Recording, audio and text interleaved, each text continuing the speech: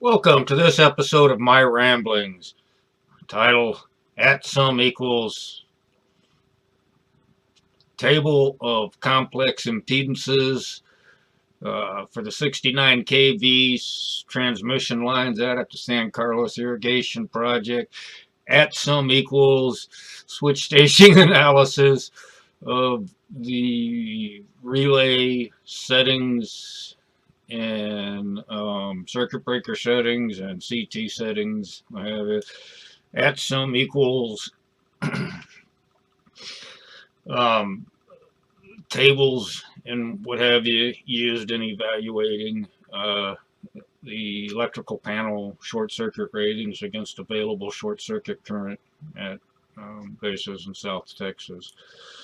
Okay, little background. At the university, I didn't use much in the way of office software.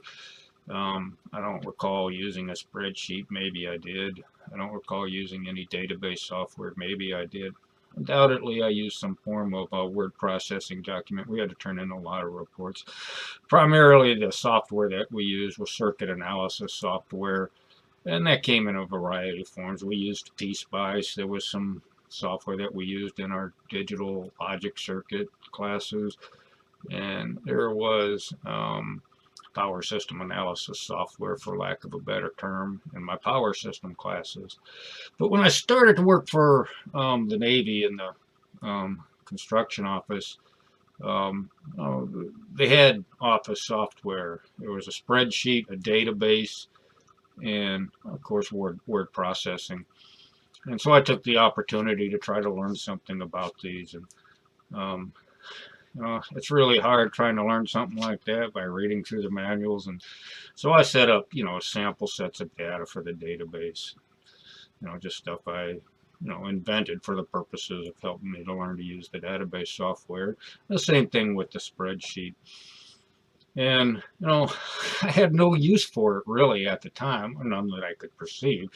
So, I guess I kind of learned the basics of it and stuff. I don't remember how much of that I learned at that time. So, fast forward, I'm in the Southwest Division Environmental, Southwest Division of Naval Facilities Engineering Command. That's in San Diego. Headquarters of that division is, downtown San Diego, and I'm working in the environmental division. Um, Again, some of my other rambles refers to this, but one of the people there just, hey, let me show you this. And he was showing me something with a spreadsheet.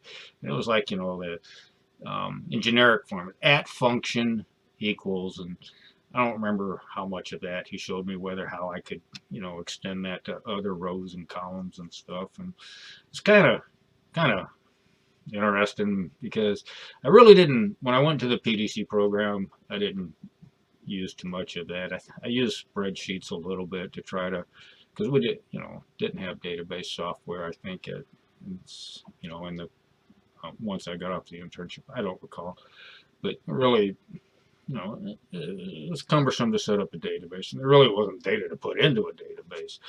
But so I'm working at um, the San Carlos Irrigation Project.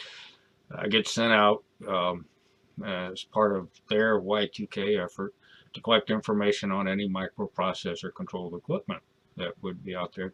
And so I decided to take the opportunity to start collecting the data describing our electrical distribution systems, well, the 69 kV transmission systems and the substations.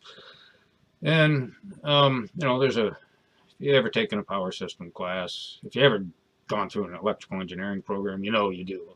And you learn about inductance, capacitance, resistance, and you learn about doing inductance, calculations of inductance and stuff. So you get into something a little more specialized, like power systems analysis. That stuff gets applied to the inductance of distribution lines, transmission lines. And so, um, you know, you learn all the theory of it and the practical use and applications of it. And, there's a lot of components to the calculations. um, you know, the distance, the spacing of the conductors in relation to each other. If you're going to do electrostatic field and stuff, you'd have to know how high off the ground they were and stuff. But um, usually for the information I was trying to obtain, oh, I wasn't going to redesign the entire system, at least not at that point. But when you design something, you are concerned with electromagnetic fields, you know, at, at ground level and stuff. But the system's all designed out, so that really wasn't of significance. I guess if we were ever going to increase the capacity of stuff, the design and the engineering of that would take that into account. Here, I want to model the 69 kV distribution systems. We don't seem to have the drawings, at least they weren't none that I was aware of. And you need that for voltage studies, capacity studies, short circuit studies, all sorts of things. And these calculations involve a lot of variables and stuff. And so I took that at some function thing. And, just like in engineering, sometimes when they talk about, putting equations into computer programs, you break it down into smaller digestible parts. And then, you add those digestible parts together until you finally get the full length equation. And, I could have sat there and cranked out, 10,000, 50,000 calculations by hand, because, every time there's a change in spacing, every time there's a change in conductor size, well, it doesn't affect the spacing, but, it's a separate impedance element. I'm thinking in terms of, okay, this segment has this impedance, this segment has this impedance. So each of those had to have their impedance calculated separately. You add them together and stuff. So instead of doing 50,000 calculations by hand, I just put it into a spreadsheet and had the spreadsheet do the calculations for me. I could have a template, and then I could just change the values that the cells referred to, and then I could print that table and run another set of arrows, print a table, or I could copy them as separate sheets and stuff. So it was kind of a long process, and it wasn't something I was doing on a daily basis. I was collecting Y2K relevant information, getting configuration data, getting substation layout and equipment data, and just compiling all this information. Other duties. There's a lot of things that came up that needed to be addressed. And when you have the time and opportunity, I think as far as collecting the data and configuring. So that's what I'm turning. So what I ended up doing, though, I want to take that a little bit further. Is you get your GMD or foot spacing and stuff, and Westinghouse published data on for inductive reactance based on the 1 foot spacing factor and fractions thereof. So now that I have my raw data that represents the spacing and the GMD, I have to take that table now and use their reactance factors and stuff. And so that got compiled in and iterated in using a spreadsheet. And you have resistance, and then of course you have the zero sequence reactance. So at this time I was calculating positive sequence resistance and inductive reactance, negative sequence resistance and inductive reactance, and zero sequence resistance and inductive reactance. And so all that stuff convoluted together. I don't want to say convoluted, just meshed together, and out came this table that represents the positive, negative, and zero sequence impedance of the 69 kV distribution systems of the San Carlos irrigation project. Now, there's a lot of things that you have to take into account. I noticed in evaluating the impedance values and calculating the percent difference that one of the key things you had to know is it on a cross arm, and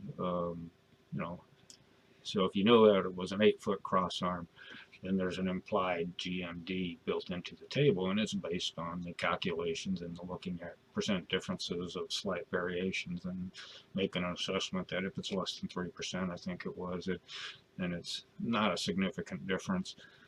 Um, and so San Carlos Irrigation Product had a handy dandy table that whatever you were working on, if you needed to know the inductive reactance or the resistance, then you needed to know a key few things, conductor size and type. Was it on a cross arm or was it a triangle configuration, stuff like that. And then you could then use, and you could then use that information to get the correct value representing I don't remember if it was per foot or per 1,000 foot or per mile. Now, some people might think, well, what about capacitive reactance? Capacitive reactance doesn't kick in unless, I think the rule of thumb is if it's over 50 miles. And I think it generally takes effect at higher voltages. I don't recall. But anyway, so that sum equals a table of the complex impedances of the San Carlos Irrigation Project 69 kV transmission lines. And I think I actually used that and the sequence diagrams of our substation to and of course the available short circuit on both the 3-phase and 1-phase basis out at where we got our power from. I know it was Western Area Power Administration from at least 2 places. It might have been from all 3. We had 3 incomings. And no, I think I had calculated 2 to 3,000 amps. I don't recall if that was on the secondary side or the primary side. I thought it was kind of interesting that when I did the same thing at the Kingsville Naval Air Station, that the corresponding value was 10,000. Maybe that was in Norfolk, Virginia. I don't recall. No, the numbers. You go through tons and tons.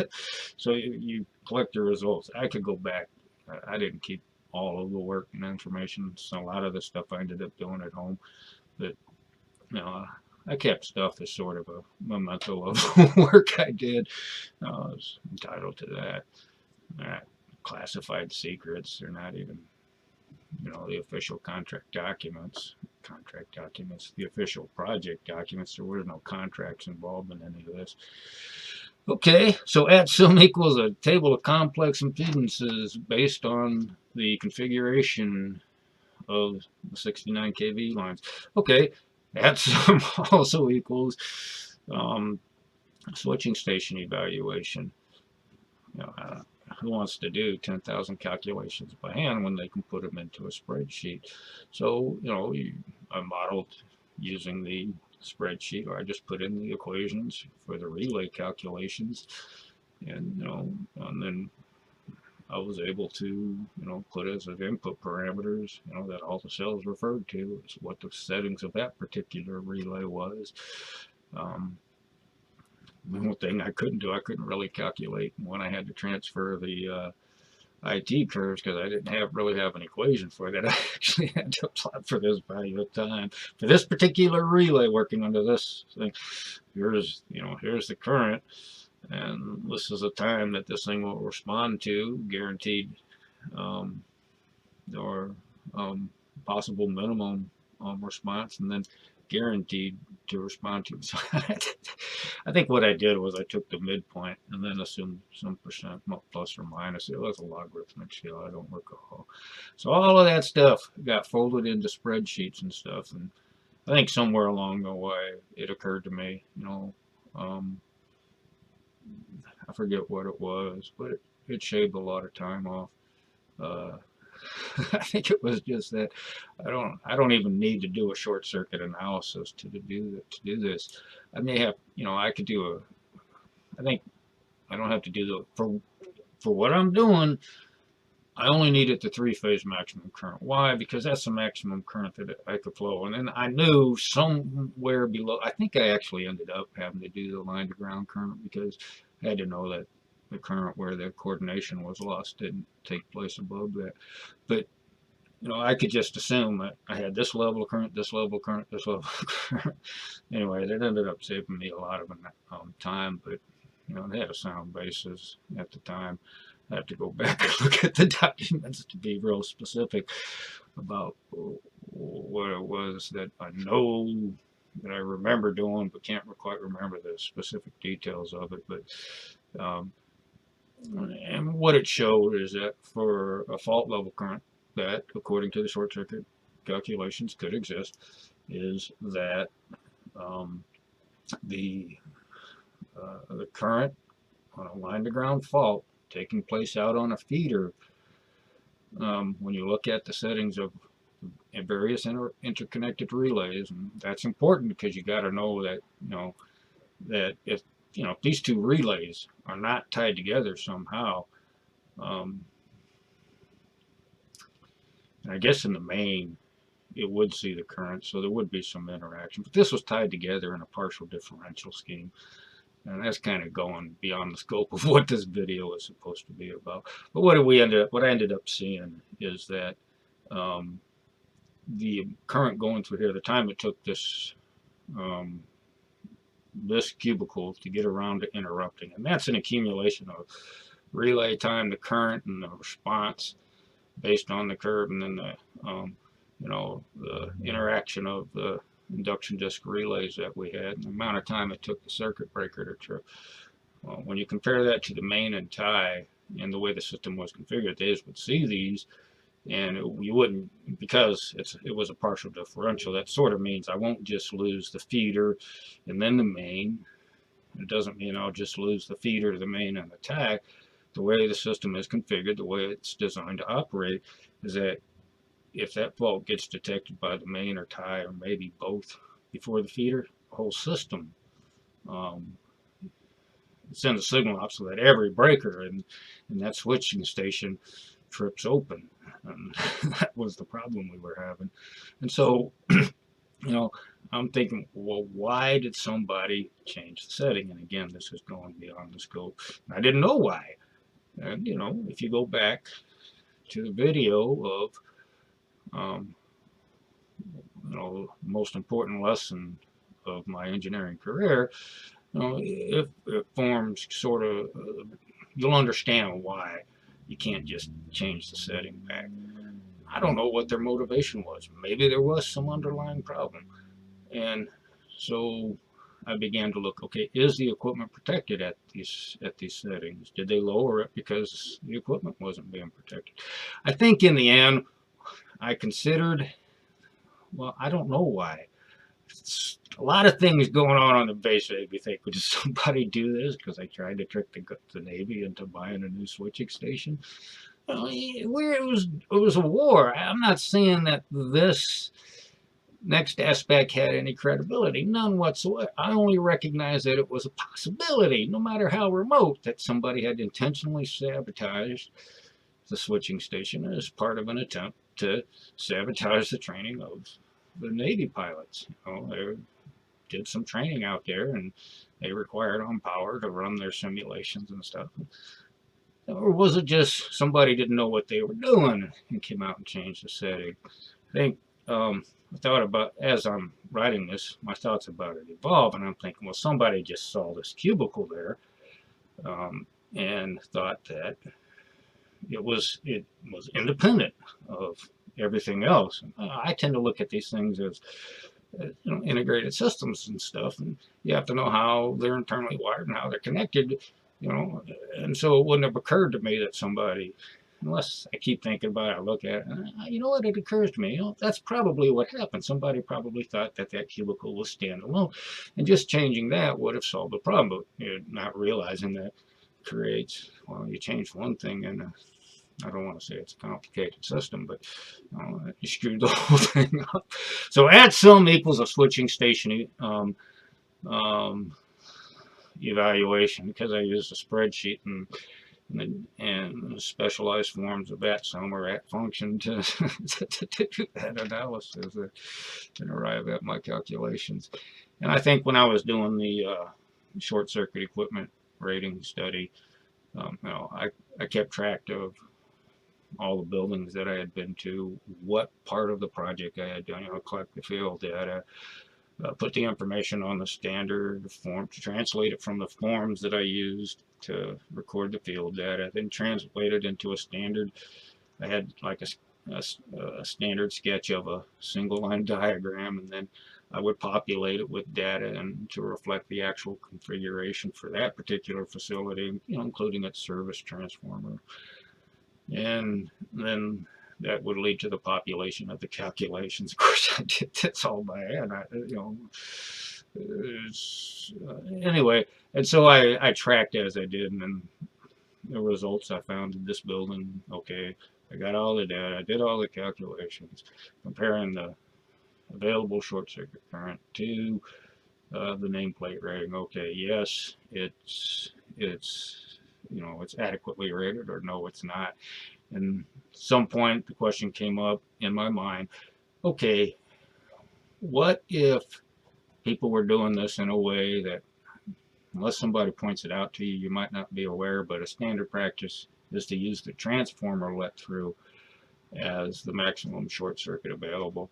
And that is, so if whatever they do on the primary side, it's not really going to affect the billing, because you're using the worst case scenario of what that transformer can provide. But okay, did somebody not do it that way, or did somebody size this based on some current level that actually existed on the primary side of the transformer, and therefore this rating is actually below, um, or actually above the available short circuit.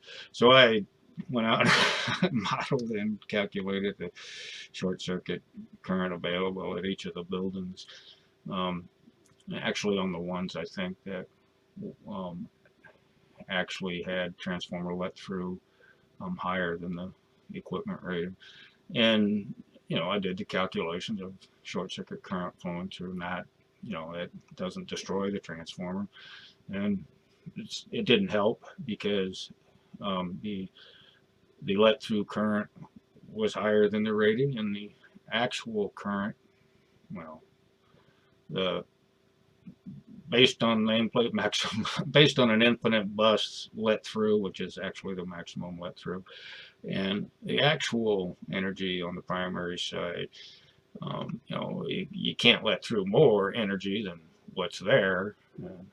That's why infinite bus is conservative. It's worst case.